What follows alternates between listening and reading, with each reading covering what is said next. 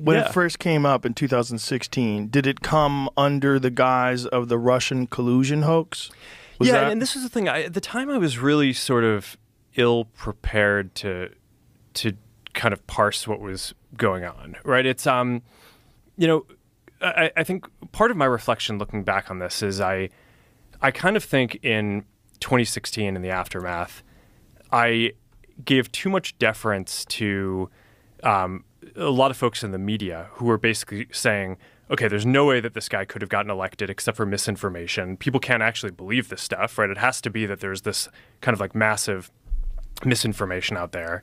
Some of it started with the Russia collusion stuff, but it kind of morphed into different things over time. Well, he was so ideologically polarizing, right? Like people didn't want to believe that anybody looked at him and said, this should be our president.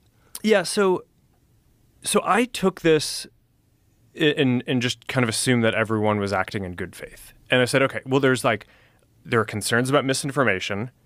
We should, just like when people raised other concerns in the past and we try to deal with them, okay, yeah, people no, if you ask people, no one says that they want misinformation. So maybe there's something that we should do to basically try to address this. But I was really worried from the beginning about basically becoming this sort of decider of what is true in the world, right? That's like kind of a crazy position to be in for billions of people using your service. And so we tried to put in place a system that would deal with it. And early on tried to basically make it so that it was really limited. We're like, all right, we're just going to have this system where there's these third-party fact checkers and they can check the worst of the worst stuff, right? So things that are very clear hoaxes, that there's like, it's not like we're not parsing speech about whether something is slightly true or slightly false, like Earth is flat, things like that, right? So that was sort of the original intent.